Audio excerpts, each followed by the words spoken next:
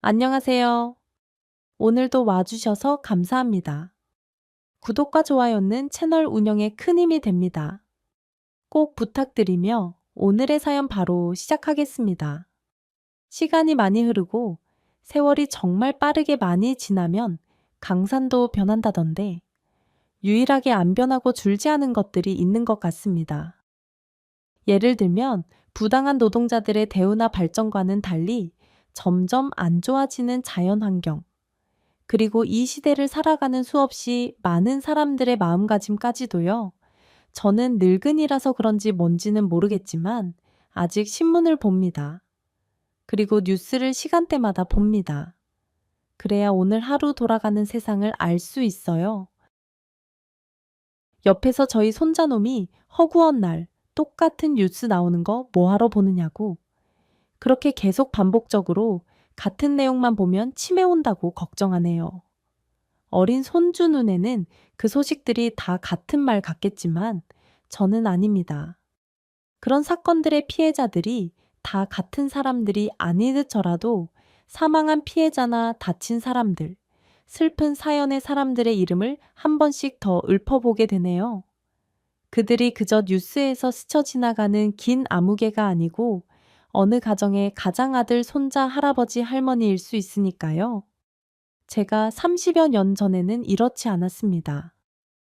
지금처럼 뉴스에 누가 죽었다, 무슨 사고가 났었다는 같은 기사를 볼 때면 에휴, 한심한 사람들 같으니라고 저게 다 철딱서니가 없고 생각이 짧아서 저런 선택을 하는 거야. 지 마음대로 죽을 생각하기 전에 지 낳아준 부모 한 번이라도 생각했어. 봐, 그랬음 저렇게 허무하게 자살이나 하겠어. 한심한 것들 죽으면 뭐 대단한 위인, 취급이나 해주는 줄 아나? 그저 고인되는 거지. 해인 저딴 것들 뭐 잘했다고? 뉴스에서 틀어주나 몰라. 아예 관심을 안 가져둬야 저딴 짓도 안 하지. 수십여 년 전에도 지금과 같았습니다.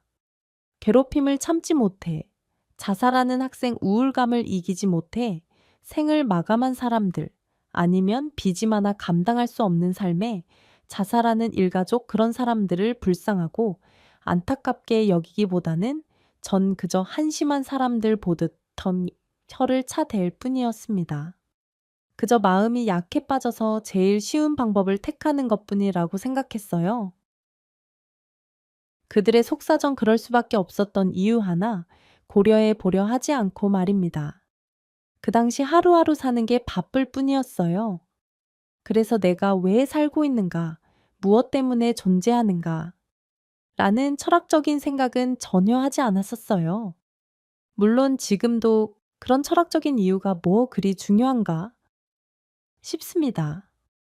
그저 삶의 이유를 꼭 두고 살아가기보다는 죽지 않고 살아가면서 없는 의미도 만들어가는 게 맞는 거죠. 사는 게 무기력하고 의미 없다는 이유로 죽음을 택하는 게 정말 부질없다고 생각합니다. 이같이 스스로 목숨을 끊는 사람들을 한심하게 봐오던 저를 완전히 바꿔준 건 온전히 다 제 아들 때문이었습니다. 제게는 슬에 딸 하나, 둘째, 아들, 막내 아들, 이렇게 세 자녀가 있습니다.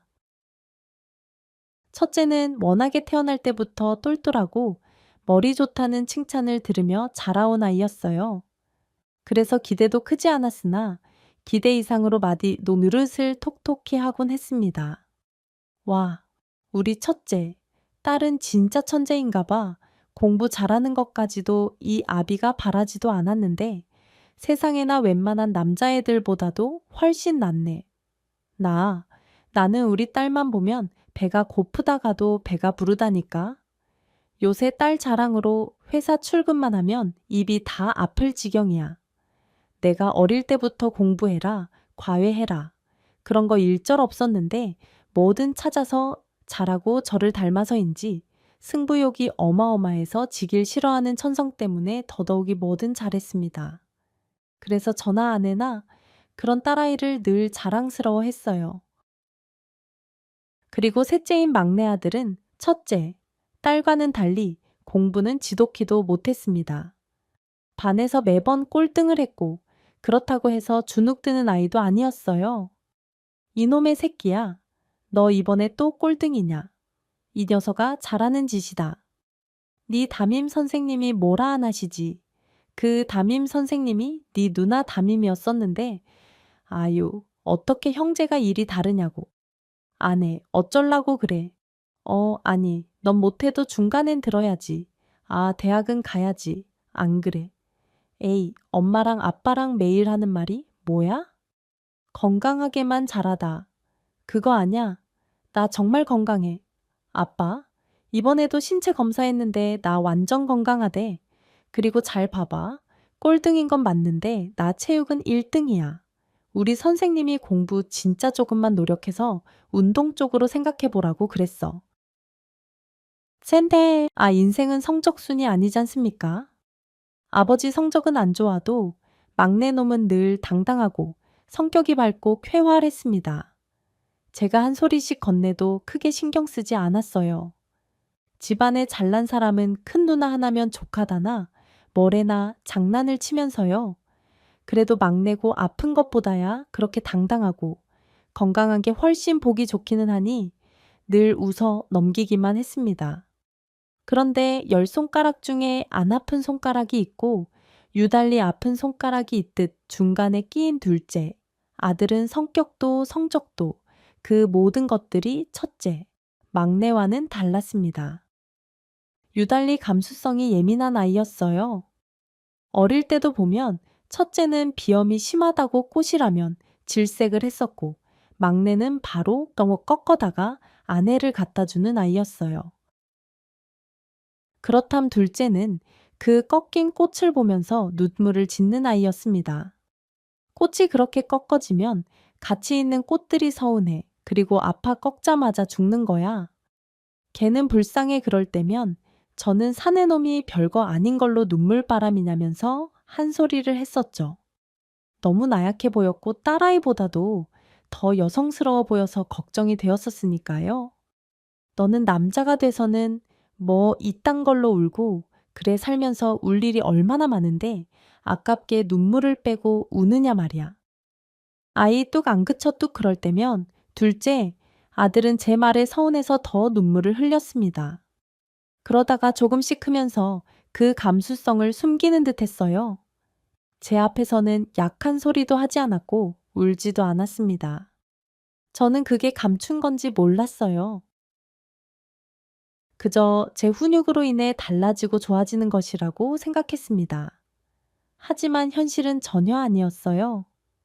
다른 형제들과도 둘째는 잘 어울리지 못했고 친구도 별로 없는 듯 보였습니다. 어릴 때 거의 집에만 있거나 책을 읽거나 집에 있던 큰 전축을 틀어서 라디오를 들으며 앉아있는 경우가 다반사였어요. 그런 모습을 볼 때면 저는 또 한 소리씩 내뱉었습니다.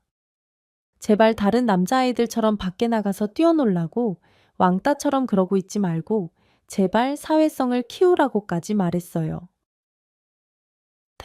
제발 좀 나아가서 뛰어놀던지 아니 좀 활동적인 걸 해.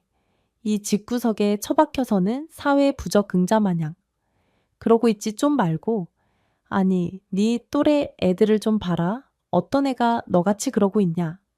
응, 친구들이랑 어울려 놀고 시간 나면 공부도 하고 운동도 하고 그래야지. 이 허구한 날 집구석에서 책만 보고 그러고 있으면서 공부라도 잘하면 말을 안 해요. 아이 공부도 치누나 발끝도 못 미치는 게 어디. 아유 답답해 답답해 둘째. 아들은 뭐 하나 뚜렷하게 해 내지 못하는 아이였습니다. 지레 겁을 먹고 내려놓는 걸 자주 했었어요. 어릴 때 조금만 재능이 있어도 아내가 전폭적으로 다 지원을 해줬었는데 흥미를 가지면 끝까지 하는 첫째나 그나마 잘하는 걸 발견해서 밀어주면 실력이 뛰어나진 못해도 완벽히 터득하는 막내와는 달리 뭘 시켜도 시큰둥하고 제대로 해내지도 못했습니다. 어느 날에는 둘째가 다니는 태권도 학원에서 전화가 한 번 왔었죠. 에이, 아버님 안녕하세요. 아드님께서 도장을 안 나온 지 꽤 되어서요. 제가 며칠 전에는 도장에서 집에 돌아가는 길에 태권도 도복 하나가 떨궈져 있길래 보니까 아드님 도복이었어요. 길거리에 도복도 다 버린 것 같더라고요. 그리고 인적사항의 집 전화번호도 엉터리로 적어놓고 하는 수 없이 비상연락망인 아버님 연락처로 이렇게 연락드렸습니다. 저희가 더는 맡아서 봐주지 못할 것 같아요. 평소에 수업도 잘 따라오지 못하고 도복 안에 책을 챙겨와서는 구석에서 책만 읽고 아이들과 이야기도 잘 안 섞여서 친한 친구들도 별로 없어요. 저희가 맞춰주기가 힘들어요. 태권도장보다는 다른 쪽으로 알아보심이 그렇다고 해서 책을 읽는 모임이나 글을 쓰는 수업 쪽으로 추천을 해도 싫어하거나 책을 버리기도 하고 그랬어요. 도저히 맞춰주기가 어려웠지요. 그래서 아내와 저는 그런 둘째, 아들이 단지 숫기가 없어서 다른 아이들과 어울리는 걸 어려워해서 그런 것이라는 판단, 하에 중학생이 된 둘째만 외국으로 유학을 보냈습니다. 우리나라보다는 외국에 다양한 수업들이 있고 제 형님이 아이 교육 때문에 미국에 있어서 그쪽에 맡기게 되었어요. 당연히 둘째, 놈은 싫다고 비행기 타기 전날에 도망도 가고 울고불고 난리도 아니었습니다. 체레 집에 처박혀서 책만 읽고 살고 싶다는 놈을 어떻게든 바꿔보고 싶었죠. 그래도 나름 그것이 성공적이라고 생각했어요. 외국에서 대학 졸업까지 마친 둘째, 아들이 돌아왔을 땐 못 알아볼 정도로 많이 달라져 있었습니다. 저나 아내와 대화하는 것도 눈 한 번 못 마주치고 말도 제대로 못하던 녀석이 공항에서 막 나와서 저와 아내를 안아주더라고요. 그리고는 눈을 분명히 맞춰보면서 보고 싶었다고 말했습니다. 그때는 정말 눈물이 다 날 지경이었습니다. 제가 세상에서 제일 잘한 일이라고 생각했죠. 둘째가 한국을 다시 들어오고 모든 게 다 제자리로 돌아왔다고 생각했습니다. 첫째, 딸아이는 똑똑했던 그대로 열심히 공부를 해서 학교 선생님이 되었고 그저 말썽정이 같았던 막내는 고등학교 때 만난 체육 선생님께 깊은 감명을 받았다며 안 돌아가는 머리 겨우 추스려 재수 끝에 겨우 대학에 들어갔습니다. 체육 선생님을 하고 싶다면서 말이죠. 둘째는 한국에 들어와서 출판 관련된 일을 했습니다. 그렇게 죽어라. 책만 파더니 아이 결국엔 책 만드는 일을 하는구나. 네가 이럴 줄 알았으면 그렇게 책만 읽어댈 때 괜히 말렸었나 싶어. 역시 사람은 뭐든 하나 잘하고 좋아하는 게 있다니까. 그렇게 말하는 제게 둘째, 녀석은 알 수 없는 말들을 했습니다. 글쎄요, 전 그냥 제일 만만한 걸 선택한 것 같아요. 저는 좋아하는 게 하나도 없었어요. 그나마 책은 집중하게 해줬고, 저한테 시끄럽게 말하지도 않았고, 책 읽을 때가 가장 속 편했어요. 아버지도 몇 번씩 책 읽을 때 뭐라고 하시긴 하셨지만, 심하게 말하시진 않으셨잖아요. 책 읽는 모습이 나쁜 모습은 아니었으니까요. 저는 잘난 것도 하나 없고, 잘하는 것도 하나 없는데 유일하게 버티기는 잘하는 것 같아요. 버티기는 누가 잡아당기거나 내치지 않는 이상은 계속 할 수 있으니까요. 외국에 오래 있다가 들어와서 한국말이 조금 어려운 건가 싶었어요. 그렇게 한 번씩 둘째는 제가 못 알아들을 듯한 말들만 늘어놓았습니다. 그냥 유별나다 정도만 생각했었어요. 아들이 어떤 생각을 하고 사는지는 관심이 없었죠. 그러다 첫째, 딸이 결혼을 하게 되었고 같은 선생님 일을 하는 사위였습니다. 첫째, 딸 못지않게 똑똑했고 싹싹했으며 사회성이 아주 좋았습니다. 첫째, 사위가 인사를 온 날에 저는 너무 기쁜 나머지 하지 말아야 할 말들도 늘어놓았어요. 우리 첫째, 사위 말이야. 아니 너무 맘에 들어. 내가 자네가 우리 둘째 하지. 그러나 예전부터 우리 둘째, 아들이 그냥 내가 낳은 자식이 맞나 싶을 만큼 아이 쑥맥에다가 뭐 하나 올바르게 하는 게 없어서 내가 유학까지 보냈어. 아유, 우리 집 형편에 말이야. 그 덕에 그나마 저만큼 사람 돼서 돌아왔지. 아이 그렇게라도 돈이라도 안 썼으면 전놈의 자식 지금쯤 아이고잉 상상도 하기 싫네. 아니 아마 방구석에 처박혀서 지 앞가림도 못하고 있었을걸. 그만큼 지금의 아들이 훨씬 나아졌고 사위가 그런 아들과는 달리 좋다라고 말하고 싶었던 것 같습니다. 제가 지난 날을 후회하는 것 중 하나였어요.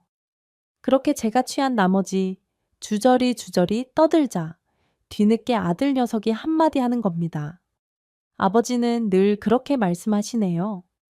제가 큰 누나처럼 대단한 사람이 돼야 하고 막내처럼 쾌활하고 밝은 사람이 돼야 사람답게 사는 것처럼 이야기하세요. 제가 꼭 그 틀에 맞춰서 살아야 할 필요는 없어요. 남들이 보기에 사람들과 잘 못 어울리고 말주변이 없고 크게 성공을 못한다고 해서 꼭 인생 패배자인 것처럼 보시는 건 말도 안 되는 거라고요. 어릴 때부터 여리고 우는 거나 봤지 제 아들이 그렇게 제게 따지는 모습을 처음 봤습니다. 그리고 앞에 사위도 있고 하니 저도 모르게 그렇게 따지는 아들의 머리통을 후려쳐 버렸습니다. 이놈 봐봐. 이놈 아니 내가 너를 얼마나 신경 써서 키웠는데 한다는 말이 고작 네 아비 지적질이냐 그래. 네가 오죽 못났으면 내가 그렇게까지 했겠어. 오죽 사람답게 못 살 것 같으니 아이 걱정이 돼서 그랬다네 내가. 아, 왜 그 후에는 제가 너무 취해서 잘 기억은 안 나지만 다른 자식들과 사위가 말리고 둘째가 방으로 들어갔다 했습니다. 제가 큰 소리를 자주 하는 사람도 아니고 둘째 녀석도 그런 저를 잘 알고 있으니 그저 단순한 말다툼 정도로 여기겠지 했어요. 그렇게 잊혀가는 듯 했습니다. 둘째, 아들은 걱정과는 달리 아무도 안 만나고 소통이 없는 듯 보였는데 누군가를 만나고 있다고 했습니다. 아내가 먼저 눈치를 챘고 몇 번씩 캠으로 알아냈다고 말해 주었어요. 나도 당신같이 얼마나 걱정을 했다고 둘째가 어디 여자 손이나 한번 잡아봤을까. 참모, 누굴 사귀어는 봤을까 싶었는데 녀석이 아무렴. 그래도 남자는 남자야 알고 보니까 미국에 큰형님네 있을 때부터 만나는 여자가 있었대. 아까 형님한테 전화해서 물어보니까 미국 와서 얼마 안 돼서 계속 붙어 다니는 예쁜 한국 여학생이 있었다는데 얼마나 다행인지 몰라. 우리 둘째, 아들 노총각 될 일은 없겠어 둘째. 한국 들어오고 2년 뒤에 따라 들어왔대. 그게 뭔 소리겠어. 계속 만나오면서 진지한 관계라는 거지. 저만큼이나 아내가 정말 좋아했습니다. 둘째, 아래로 막내가 사고를 치면서 먼저 결혼을 했었거든요. 그래서 둘째는 저와 아내가 거의 포기를 하고 있었습니다. 여자는커녕 주말에도 밖에 잘 안 나가는 듯 했고 누구랑 연락하는 것 같아 보이지도 않았으니까요. 그렇다고 둘째, 성격상 맞선이나 소개팅 같은 걸 할 위인도 못 되니 그냥 두자라고 생각하고 있었습니다. 게다가 전화 아내가 막 눈치를 챘을 무렵에 둘째 녀석이 아버지, 제가 결혼할 사람이 있어요. 조만간 소개해 드릴게요. 참으로 기쁜 소식이 아닐 수 없었는데 둘째, 아들은 무덤덤하게 더 심하게 말하면 어쩔 수 없다는 듯한 말투로 제게 말했습니다. 저와 아내는 너무 기뻤죠. 사실 그 어떤 며느리감을 데려와도 상관없었습니다. 한마디로 둘째, 아들은 치워버리고 싶은 마음이었던 것 같았습니다. 알고 보니 셋째와 마찬가지로 아이가 먼저 생긴 것 같더라고요.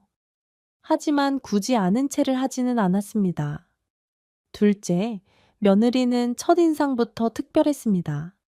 꼭 여자로 태어난 둘째, 아들 같았어요. 매우 조용조용했고 숫기가 없었으며 저와 아내가 묻는 질문에도 쉽게 답을 하지 못했습니다. 이래서들 천생연분이라 하는구나 싶을 정도였어요. 하지만 둘째와 며느리가 유일하게 다른 점이 하나 있었죠. 둘째는 모든 자기중심적인 면이 있는데 며느리는 숫기 없고 조용한 가운데 아내와 제가 어떤 모습이든 며느리로 인해 불편한 건 없을지를 계속 살폈습니다. 한마디로 존중을 지속적으로 해주는 모습이었어요. 그리고 긴장하는 순간이 어느 정도 지나가면 얼어붙어 있던 며느리도 저와 아내에게 웃음 지워 보이기도 하고 조금씩 풀어지는 듯한 느낌이 있었습니다. 일반적인 사람이라면 누구나 갖고 있는 면모죠. 하지만 제 속으로 낳은 제 아들일지언정 둘째, 아들은 내내 불편한 구석이 있었습니다. 저뿐만이 아니라 온 가족이 그렇게 느끼고 있었어요. 나는 좀 신기했다. 어떻게 둘째에 좋다는 여자가 다 있지 하고 말이야. 난 이상하게 어릴 때부터 막내랑은 편했거든. 그런데 둘째랑은 이상하게 너무 안 맞는 느낌. 내가 누나인데 누나가 아니라 그냥 남 같은 느낌이랄까? 가족이면 그냥 자연스럽게 가족이 되는 건 줄 알았는데 둘째 보고 알았잖아. 가족도 결국엔 관계이고 노력이 필요한 사람이 있기 마련이구나 하고 말이야. 둘째가 딱 그래. 내가 지금 학생들 가르치면서 느끼는 게 노력이 필요한 애들이 많은데 정작 그 애들은 그 노력도 싫어해. 그럼 포기해야 하느냐? 그건 아니고 주변 사람들이 많이 노력해줘야 돼. 그 방법밖에 없어. 결국 세상은 모두가 같이 살아야 되는 거잖아. 계속 혼자 둘 수가 없는 거지. 그래서 결론은 둘째한테는 옆에서 노력해줄 사람이 나타난 거다. 이거지. 얼마나 다행이야. 저런 애도 연애하고 결혼을 다 하고 말이지. 그래도 형제들끼리는 격없이 잘 지내는 줄 알았는데 그것 또한 제 착각이었더라고요. 돌이켜보면 아이들이 어릴 때 첫째랑 막내가 싸우는 건 봤는데 둘째가 다른 형제들과 어울리는 것도 못 봤지만 다투는 것도 한 번도 본 적 없었습니다. 그저 둘째, 성격이 유순해서 그런 거라고 단순히 생각했습니다. 하지만 아니었던 거죠. 둘째, 아이가 싫어서라기보다는 오히려 가까운 가족일수록 더더욱이 어려울 수 있다는 걸 다시 한번 알게 되었습니다. 그래도 뭐가 어찌 되었던 결국엔 남들처럼 좋은 사람 만나서 남들처럼 평범하게 자기 가정 꾸리게 되었으니 그저 다행이다 싶기만 했어요. 둘째는 식을 올리고 집에서 마지막으로 독립을 해서 나갔습니다. 전화 한 해나 정말 홀가분했어요. 드디어 우리 둘만 남았구나. 자식들 모두 출가시켰구나라는 생각에 뿌듯했죠. 알아서들 잘 살겠지 싶었습니다. 어차피 품 안의 자식이고 언제까지 부모로서 보듬어줘야 하는지에 대한 기준이 집에서 나가서 자기 가정을 꾸리면 거기까지 끝이라고 생각했으니까요. 하지만 그것 또한 자식에 따라 다름을 몰랐습니다. 다들 독립을 하고 집안 행사 외에는 별다른 연락이 없었는데 유독 둘째, 아들에게는 연락이 자주 왔습니다. 출판사 일을 해서 그런 건지 어쩐 건지. 질문이 대부분이었고 인생관이나 철학적인 질문들이 많았습니다. 아버지는 요새 제일 관심 있게 보는 게 어떤 거예요? 책이 되었던 신문이 되었든 뭐든지요.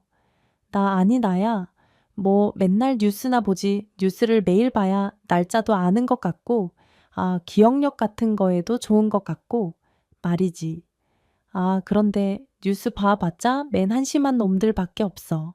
이 정신 상태가 썩어가지고는 야 오늘만 해도 뉴스에서 지들 마음대로 죽었다는 놈들이 대체 몇 명인 건지 아니 지들 그렇게 낳아준 부모 조금이라도 생각했어. 봐라. 그딴 한심한 생각은 절대로 못하지. 한심한 것들. 아버지는 자살하는 사람들이 왜 그런 극단적인 선택을 하는지 궁금하거나 신경이 쓰이지는 않으세요. 무슨 일이든 왜라는 게 존재하잖아요. 사람이 죽음까지 결심하는데 생각보다 오랜 시간이 걸린대요.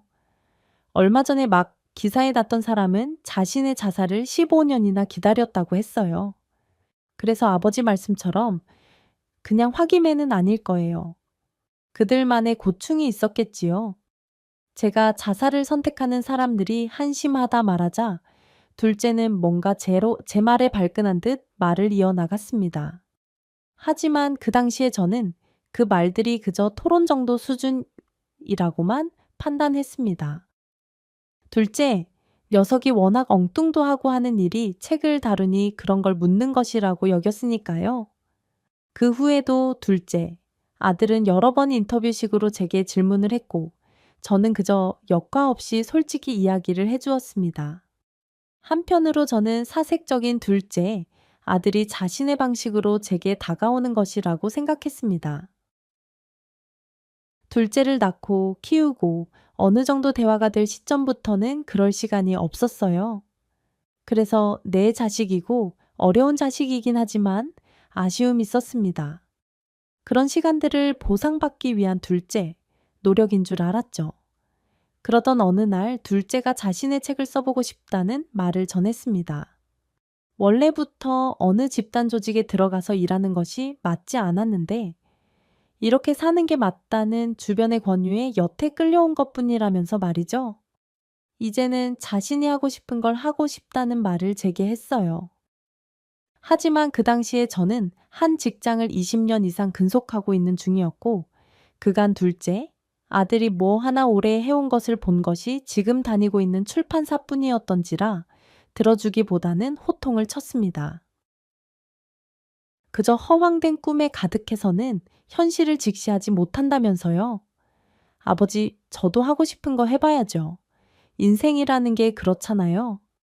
아무것도 하지 않으면 아무 일도 안 일어나는 건데, 제가 지금 사는 인생이 끝없이 지루하고, 그저 매일매일 일상이 미치도록 지겹고, 저랑 맞지 않아서 내내 생각했어요. 내가 정말 뭘 하고 싶은지요. 그런데 그게 지금에서야 생각이 난 거예요. 꿈이라는 게 꼭 어릴 때 청춘에 생각나야만 하는 건 아니잖아요. 제가 하고 싶은 거 하고 싶어요. 아버지, 너 지금 무슨 말도 안 되는 소리를 하고 있어요? 언제까지 그렇게 살 거야? 차려. 너 진짜 결혼하면 좀 정신 차릴까 싶었는데, 여태 그렇게 뜬구름만 잡고 살고 있어. 어째 정신 좀 차려라, 자식아. 아니, 네가 우리 아들이고 어린 자식일 때나 그런 것들 받아주고 감싸줄 수 있는 거지.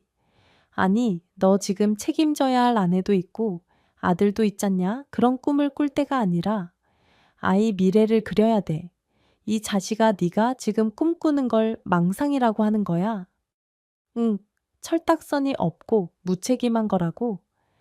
이제 아들도 더 크면 숨만 쉬어도 돈이 술술 나갈 거야. 어떤 짓 할 생각 말고 지금 회사 충실히 다녀. 안심한 놈아 그만두기만 해봐. 그때부터 너는 내 아들이 아니야. 아이 모르는 놈이여. 저는 당연히 둘째가 한심한 결정을 한 것 같아서 말렸습니다. 좋게 말해서는 안 될 것 같아서 심하게 말했죠. 그 일이 있고 며칠간은 둘째의 연락이 없었습니다. 그래서 허튼 생각 안 하겠지. 내 말대로 마음을 굳혔겠지 싶었어요. 하지만 그날 이후로 들려온 둘째, 아들의 소식은 저를 비롯해 저희 가족 모두를 절망에 빠뜨렸습니다. 그날은 아침부터 이상했습니다. 둘째, 부재 중 연락이 찍혀 있었고 출근하는 길에 연락해 봐야겠다 생각했죠. 그러다 뒤늦게 생각이나 전화를 거니 바람 소리가 많이 났습니다. 출근해서 출판사에 있어야 할 녀석이 왜 밖에 나와 있느냐고 한 소리를 또 했죠. 그러자 둘째는 마지막으로 급하게 여행을 온 거라 말했습니다. 오늘이 월요일인데, 아니, 무슨 말도 안 되게 여행이야. 아유, 월차라도 된 거야. 답답해서 나왔어요. 아버지, 저는 더는 안 되겠어요. 사는 게 힘들고 버겁고 그래요. 하루하루가 지옥 같고 기쁜 날이 없어요. 저는 삶이 너무 고단해요. 아니, 너 정말 언제 정신 차릴 거냐? 네가 뭔 고생을 하고 살았다고 그렇게 힘들대. 아니, 나도 살고 있고 네 엄마도 이렇게 잘 살고 있는데 어이 니까짓 게 왜 나랑 네 엄마가 개고생해서 니들 먹여 살렸지, 키웠지, 이 번듯하게 가르쳐서 가정도 이루고 지원해 줄 거 다 해줬지. 그런데 고단해. 힘들어. 아주 팔자편한 소리를 하고 있구나. 너는 정신이나 좀 차리고 제대로 좀 살아. 한심한 놈 같으니라고. 제 말에 둘째는 역시 그렇게 말하실 줄 알았다면서 웃었고 저는 그 말을 긍정적으로 받아들였습니다. 별일 아니구나 싶었어요. 그러다 결국 일이 터져버린 것이었습니다. 아들과 그렇게 전화를 끊고 그날 오후쯤 일하고 있던 도중에 연락을 받았고, 둘째, 며느리의 다급한 말, 울음소리, 그리고 둘째, 아들이 죽었다는 이야기였습니다. 아버님 그이가 바닷가에서 발견되었대요. 그이가 편지 한 장 안 남기고 죽었대요. 그 말을 듣는 순간 꼭 둘째, 아들이 죽을 줄 알았던 것처럼 저는 빠르게 짐을 챙겨 둘째, 며느리가 알려준 병원으로 향했어요. 참 허무했습니다. 둘째와 지난날 보낸 시간들이 참 많았는데 보내는 건 정말 한순간이구나. 인생이 뭐 그리 고단했다고 이런 어리석은 선택을 한 걸까? 이해도 되지 않았고 허탈함과 답답함 뿐이었습니다. 먼저 와 있던 아내와 첫째, 막내 또한 아무 말 없이 죽은 둘째만 바라봤습니다.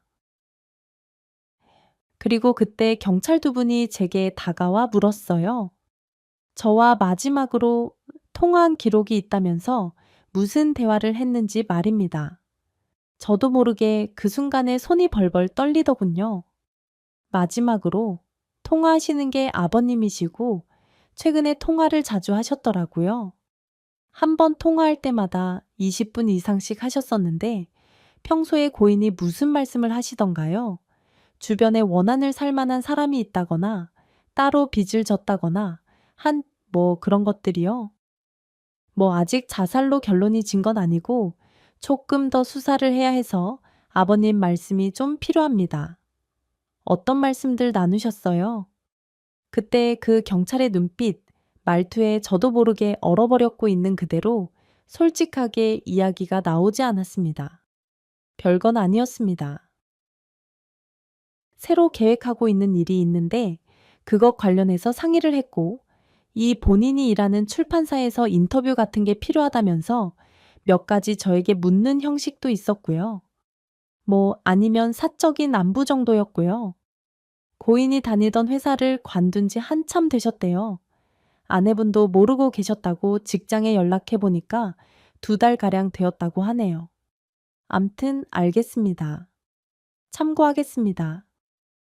자식을 잃은 슬픔 앞에 아비로서 제가 하는 것이라고는 그저 분노와 한탄뿐이었습니다. 슬퍼하기보다는 죽은 아들을 원망할 뿐이었죠.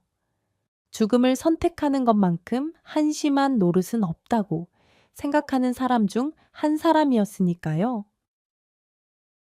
멍청한 자식 내가 그렇게 약해 빠진 상태로 살지 말라고 이것 없이 말했었는데 아유, 어떻게 내 자식이 이럴 수가 있어. 한심한 자식 죽은 아들 앞에서 아무리 외친 듯 무슨 소용이 있겠냐마는 죽은 아들의 표정은 제가 여태 봐온 그 어떤 표정보다도 평온해 보였습니다.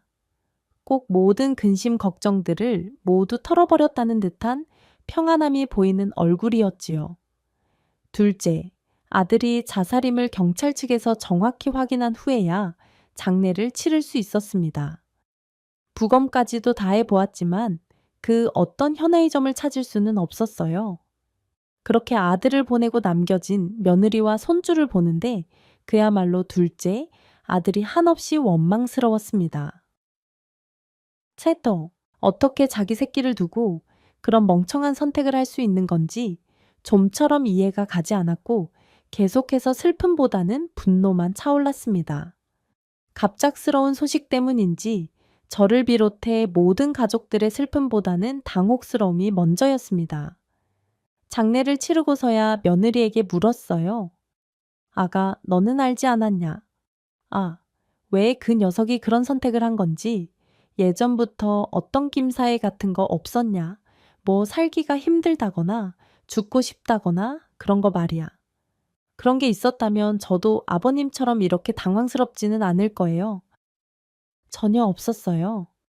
죽던 그날도 다른 때처럼 회사 잘 다녀오겠다고 집을 나섰고 아이를 안아주면서 웃기까지 했었어요.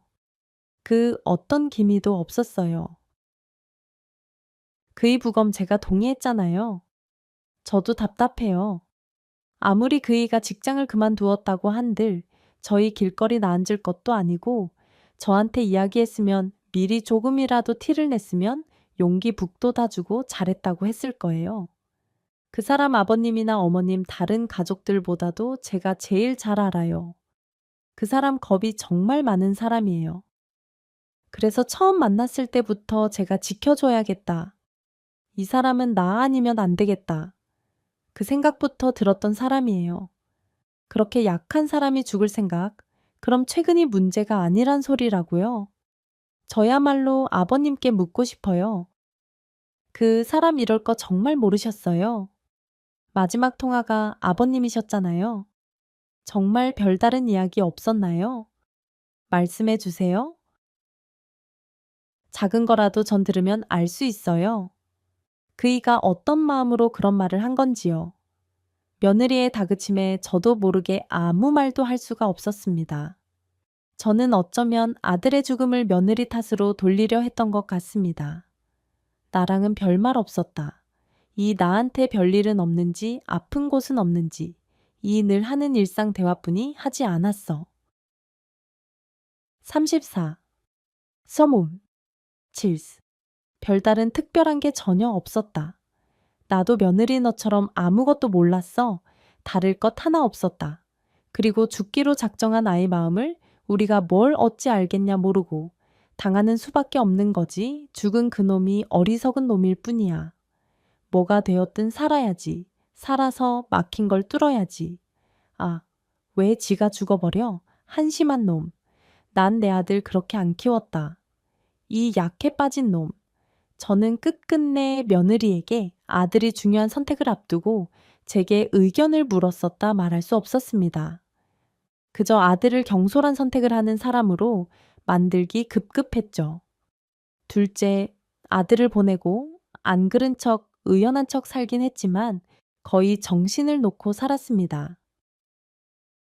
자식들 중 가장 추억이 없는 녀석인 줄 알았는데 참 잔인하게도 둘째, 아들이 죽기 전까지 저와 이런저런 이야기를 유독 많이 나누어서인지 다른 가족들보다도 제 뇌리에 가장 많은 기억들이 남아 있었습니다. 한편으로는 이 녀석이 일부러 날 가장 힘들게 하려고 그랬던 걸까 싶었어요. 가장 가까울 것 같은 며느리와는 죽기 한 달 전부터 유달리 말이 없었다고 했습니다. 한 번씩 멍하게 창밖을 바라보기도 하고 날짜 개념도 없었다고 말이에요. 꼭 남은 정을 다 떼내려는 사람처럼 화를 내기도 했다고 했습니다.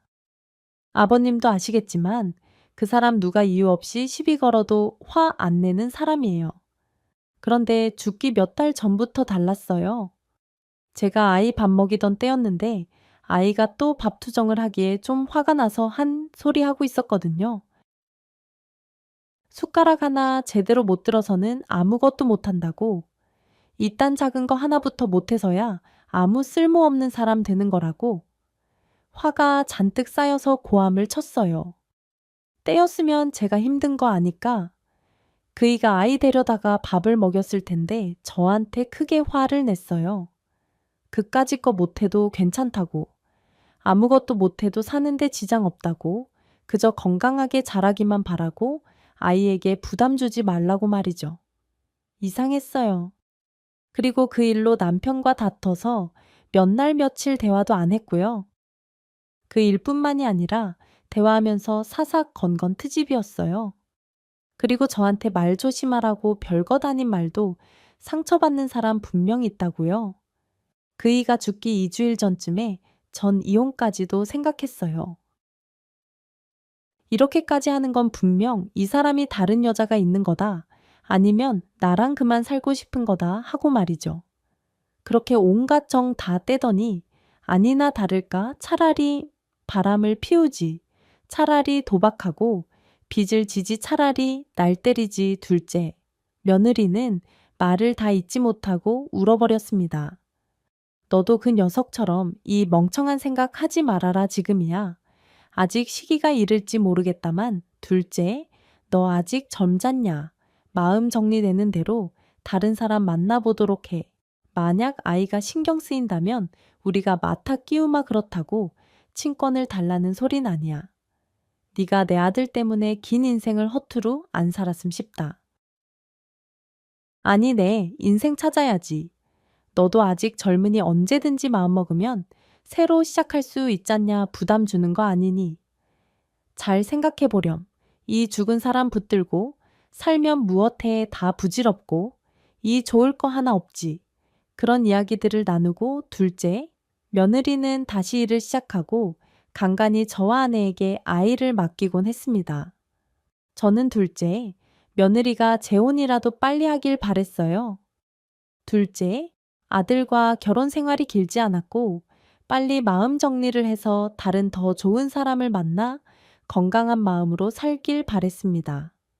그리고 얼마 후 첫째, 딸이 둘째, 장례식 이후 오랜만에 집에 찾아왔어요. 아내와 이런저런 결혼 생활 이야기를 털어놓다가 불현듯 둘째의 이야기를 꺼냈습니다. 둘째, 그렇게 가고 나 매일매일 생각했다. 혹시 나 때문에 그랬을까? 내가 너무 매정했을까? 하고 말이야. 그래도 큰 누나인데 나한테 의지 한 번 할 법도 한데 둘째가 그런 게 없었거든. 내가 늘 공부에 매달려 사느라 둘째도 그렇고 막내한테도 신경 못 써줬지만 그래도 막내는 한 번씩 억지라도 부렸었거든. 누나 뭐 해줘, 놀아줘, 밥 줘, 용돈 줘 하면서 그런데 아무리 생각을 돌이켜봐도 둘째가 나한테 뭘 해달라 한 적이 있었나 기억을 뒤져보는데 없는 거야. 그러다가 어제 우리 애가 엄마 뭐해? 하고 나한테 묻는데 딱 생각났어. 둘째가 처음이자 마지막으로 나한테 물어본 적이 있었어. 막 시험 공부하던 때 나한테 누나 뭐 하냐고. 그때 내가 바빠 시간 없어. 그런 대답이 아니라 온갖 짜증 다 내면서 너까지 왜 그래? 이랬던 것 같아. 그때 그 말에 풀 죽어서 내 방문 닫고 가던 둘째가 자꾸 내 꿈에 나와 많이 서운했나 봐. 나 때문이었으면 어쩌지, 엄마. 그때 좀 더 다정할 거라는 후회들이 자꾸만 생각이 나. 게다가 내가 아이들한테 심적으로 힘들면 나한테 제일 먼저 손을 뻗으라 하는데 난 바로 아랫동생이 내밀었을지도 모를 손을 못 잡았는데 내가 무슨 자격으로 그럴 수 있을까 싶어 너무 힘들어. 요즘 가족들은 하나둘씩 둘째의 죽음을 자신의 탓으로 돌리고 있었습니다. 나도 그래. 누나 어릴 때 둘째. 형이 나한테 내가 숙제 못 풀고 있으니까 알려주겠다고 했는데 내가 둘째, 형도 모를 거라고 큰 누나 오면 물어볼 거라고 막 무시했었거든. 돌이켜보면 그때 형이 나한테 처음으로 먼저 말을 걸어줬었어. 원래 형이 우리한테 먼저 말 절대 안 걸었잖아. 그나마 아빠한테 자주 질문했지 형이 아빠는 좋아했으니까. 저는 막내의 말에 화들짝 놀랐습니다. 단 한 번도 둘째가 제게 애정을 가지고 있을 거라는 생각을 해본 적이 없었어요. 오히려 원망을 했으면 했지 좋은 감정 하나 없을 것이라 여겼습니다. 그간 나만 둘째에게 거리를 두었구나 싶었습니다. 저는 둘째가 죽기 전까지는 죽음이라는 것은 모든 게 끝나는 순간이라고 생각했어요. 그 생에 그 사람의 정신이 육신이 없으니 무존재로 되는 것이라고 말이죠. 하지만 아니었어요. 지금 이 순간 제가 예전 기억을 돌이키듯 우리 가족 모두에게 죽은 둘째의 기억이 남아 있었고 잊지 않으려고 애쓰는 둘째, 며느리도 있었으니까요. 둘째, 며느리는 둘째, 아들이 죽은 이후부터 저희 집에 자주 들렀습니다. 들러서 둘째, 아들이 어땠었다 어떤 사람이었다라고 말하면서 푸념도 하고 험담을 늘어놓기도 하고 울기도 하고 그랬어요. 며느리만의 이별 방법이라 여기고 처음엔 뭐든지 다 들어주었습니다. 욕을 한다면 똑같이 욕을 해주었고 좋은 점을 끄집어내면 그런 면도 있구나 하며 들어주었고 운다면 눈물을 닦아주었죠. 하지만 시간이 지날수록 둘째, 며느리가 죽은 아들을 잊지 않고 붙잡고 있는 듯한 기분이 들었어요. 게다가 남은 가족들이 둘째, 며느리의 이야기를 힘들어했습니다. 죽은 내 자식 안타깝긴 하지만 벌써 우리 둘째, 죽은 지도 2년이 넘었어. 이제 정리하고 새 인생 살아야지. 언제까지 저렇게 매달려 살려고 그러는지 정말 둘째. 며느리가 매일 저러니. 첫째랑 막내가 집에 안 나오면 저 이야기 또 듣고 또 들어야 한다면서 괴롭다고 좀 잊고 지내고 싶은데 괜히 죄책감 드는 것 같단 말이지. 쟤를 어쩌면 좋을까? 모르겠네. 엊그제도 한참 앨범 뒤적여 보면서 이거저거 물어보다가 갔어. 한 번 그러고 다녀갈 때면 내 마음이 너무 안 좋아. 우리가 어떻게 해줘야 그만할까 싶어더는 힘들어. 그래서 마음을 먹고 둘째, 며느리를 찾아가 말했습니다. 채, 이제 충분하니 그만 잊으라고요. 자꾸 기억하려고 노력하지 말고 잊으려고 노력하라 말했습니다. 그러면서 제발 새 출발을 하라고 했어요. 죽은 제 아들 불쌍은 하지만 남은 사람은 남은 인생을 잘 살아야 하잖아요. 아가 이제 그만하자. 우리, 아유, 우리 맘에서도 보내줘야 둘째가 마음 놓고 편히 가지. 그리고 아이 그놈 뭐가 그리 안쓰럽다고 그렇게까지 해 그 못난 놈을 앞으로 무슨 힘든 일이 있던지 참고 용기 내서 버틸 생각은 않고 아이지 혼자 편한 방법 찾은 그놈이 뭐 그리 대단하다고 그렇게까지 해주냐 말이야. 저퍼 너는 그런 한심한 놈 있고 다른 사람 만나서 새 가정 꾸릴 생각이나 해라.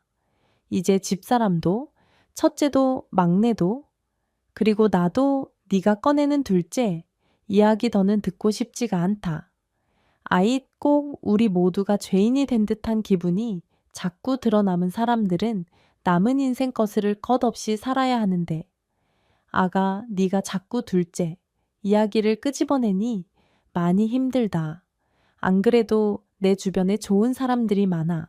너만 싫지 않으면 좀 만나봤으면 해 말 나온 김에 이번 주말은 어떠냐. 둘째를 보낸 지도 3년이 가까워 가고 있었어요. 그래도 손주가 아직 많이 어린지라 둘째, 며느리가 좋은 사람 만나서 다시 새 출발하기를 정말 바랬습니다. 그래서 둘째, 아들과 성격이 비슷한 며느리를 위해 제가 나서게 되었죠. 결국에는 그 주의 주말에 선자리 약속을 잡아버렸습니다.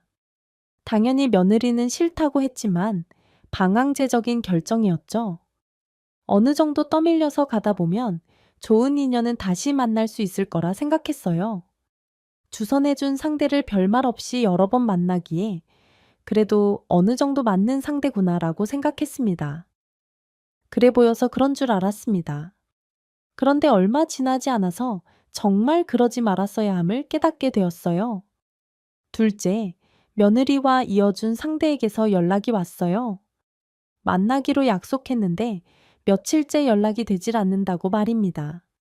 이상하게 그때와 비슷한 느낌이 들었습니다. 둘째, 아들이 죽던 그날처럼 같은 느낌이 들었죠. 아내에게 둘째, 며느리에게 물으니 안 그래도 어제 약속 있다고 애를 맡기고는 안 데려가더라고.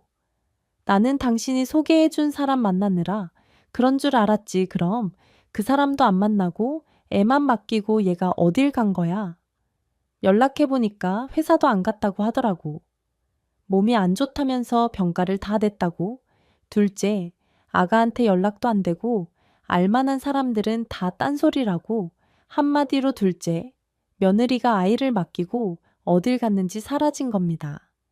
이상한 예감에 저는 바로 둘째네 집으로 달려갔습니다. 다행히도 집엔 둘째, 며느리가 있는 듯 했어요. 크게 텔레비전 소리가 들리더라고요. 몇 번을 초인종을 눌렀지만 답이 없어서 아내가 챙겨준 카드키로 열고 들어갔습니다. 그런데 텔레비전을 켜두고 며느리는 보이지 않았어요. 아가 불러대면서 집 안을 뒤지니 안방 안쪽에 있는 샤워실에서 물소리가 크게 들렸습니다. 화들짝 놀라 안방에서 다시 나오며 밖에서 소리를 쳤죠. 아가 나다 씻고 있는 것 같은데 나 밖에 소파에 앉아 있으마 혹시나 아무도 없을 줄 알까봐 제 인기척을 내주었습니다. 그런데 둘째, 며느리는 제가 기다린 1시간 반 동안 물소리만 들릴 뿐 나오지 않았습니다. 뭔 일이 생겨도 크게 생겼다라는 직감이 들어서 바로 119에 신고를 했고 샤워실 안에 들어가 보니 둘째, 며느리가 약을 많이 삼킨 듯 보였습니다. 구급대원분이 오시고 며느리는 병원에 실려갔어요. 병원 측에선 자살 기도를 한 것 같다고 다량의 약을 한 번에 다 넘겼다고 했습니다. 도대체 왜 이런 선택을 했는지 정말 이해가 가지 않았어요. 챗 병원으로 가족들을 불렀습니다. 담당 의사는 둘째, 며느리가 오래간 잠을 못 잤던 것 같다고 했어요. 밀린 잠이라도 자는 곳인지 며느린 오래간 깨어나지 못했습니다. 3일 정도 잠들었다가 깨어났고 사부인도 와 계셨어요. 둘째, 며느리와 제 아들이 미국에 있을 때 만났던 터라 미국에서 외국인과 재혼을 하고 그곳에서 거주 중이던 사부인이 며느리 소식에 급히 달려온 것이었습니다. 사부인 또한 제가 그리 생각하듯 깨어난 며느리를 다그쳤습니다. 너 미쳤니? 책임감 없고 정신 나간 건 네 남편 하나로 족해야지 네 새끼 혼자 두고 죽으려고 했어. 아무리 부부가 닮는다지만 하다하다 이딴 걸 닮아. 너도 정말 한심하다. 이럴 때일수록 더 열심히 살고 애를 봐서라도 새 인생 시작하고 그래야지 넌 아휴. 깨어난 거 봤으면 됐어. 사부인은 그제야 안심을 하고 돌아가려는데 그때 둘째, 며느리가 사부인을 향해 말했습니다. 엄마는 살고 죽고만 중요해. 그 사람 불쌍한 사람이지 한심한 사람 아니야. 무책임한 사람 아니야. 나도 그렇고 그저 아픈 사람들일 뿐이라고 아프면 돌봐줘야지. 왜 아픈 사람한테 자꾸 강해지래? 왜 아파서 상처투성이인 사람한테 아직 다 낫지도 않았는데 왜 서둘러서 새 인생 시작하래? 손가락에 작은 흉터 하나만 나도 연고 바르고 밴드 붙이고 덧나서 다음날 또 하고 또 하고 그러고도 상처가 남아 하물며 나는 내가 제일 사랑하는 남편이 죽었어. 근데 왜 자꾸 다들 잊으래? 이별하는 것도 나아지는 것도 혼자서는 못해의 나이 들었고 어른이어도 10살 어린애처럼 힘든 건 마찬가지야. 다들 비난만 했지 어디 보듬어 줄 생각은 하셨어요. 몰랐는데 알 것 같더라고요. 그 사람이 왜 그렇게 갔는지 이렇게 가족들이 많은데 이 가족들만 모아도 귀가 10개가 넘는데 그 사람 그렇게 힘들어할 때 다들 무엇들 하셨어요? 단 한 번이라도 들어주고 감싸준 적들 있으세요? 며느리의 말이 그제야 제 가슴을 마구 파고들었습니다. 매일 책만 읽던 둘째, 아들이 한 번은 책 글귀 하나를 제게 알려준 적 있었어요. 아버지, 이 책에 보면 의존하는 대상이 늘어날 때 사람은 더욱더 자립한대요. 용감한 위인들, 대단한 사람들 주변엔 수없이 많은 의존할 수 있는 사람들이 있었대요. 다그치고 혼내고 발가벗겨 세상에 내놓을 것이 아니라 죽을 때까지 의존이 필요하고 아주 많은 의존이 필요한 아이라면 죽지 않을 때까지 의지할 수 있게 해주어야 하는 게 맞는 것이었습니다. 제가 틀렸습니다. 자살하는 사람들이 한심한 것이 아니라 그 죽음을 택한 사람들이 적어도 혼잣말로 떠들어주는 것, 죽게 만든 그 고인의 주변인들이 한심하고 무책임한 것이었습니다. 제가 한심하고 무책임한 아비였습니다. 저는 며느리에게 다가가 미안하단 말했습니다. 미안하다. 아가 내가 정말 몰라도 너무 몰랐어. 그 녀석이 나한테 수없이 도와달라고 소리쳤는데 어떨 때는 매달리기도 했댔는데 내가 너무 몰랐다. 아비가 돼서는 모자란 놈이라고 이 부족한 놈이라고 혼만 냈지 정작 내 새끼 속 하나 알려고 하지 않았어. 미안하다. 내가 다 이렇게 만든 것 같아서 너무 미안해. 내가 잘못했다. 녀석이 죽기 전에 나한테 인생이 힘들다고 어렵다고 했다. 그런데 그런 녀석한테 내가 한심하다고 했어. 가장이 돼서 그것도 못한다고 한참을 혼냈다. 내가 네가 죽인 거야. 내 탓이다. 며느리는 제 탓을 하기보다는 우는 절 안아주었습니다. 그래도 그 사람 아버님을 가장 자랑스러워 했어요. 인생의 롤모델이라고 자부심이 있었어요. 저는 그런 아버님께 사과받고 싶지 않아요. 그런 거 아닐 거예요. 그 사람이 아버님 때문에 살았음 살았지 죽음을 택하진 않았을 거예요. 둘째, 아들이 죽고 5년쯤 지나서 알게 되었습니다. 아들이 직장 생활 내내 힘들어했고 어울리지 못하니 따돌림이 있었다고요. 감옥같이 느꼈던 직장을 참으며 버티고 버티다 모든 걸 놓아버린 것이었습니다. 아들을 보낸 지도 벌써 많은 시간이 흘렀지만 아들이 죽었을 때 흘리지 않았던 눈물을 저는 여태 흘리고 있습니다. 어릴 때 기억들, 저의 말과 행동에 대한 후회들, 그리고 제게 책을 선물했던 아들이 그 책의 마지막 페이지에 사랑하는 아버지께 라는 그 한 구절에 오늘도 눈이 졌습니다.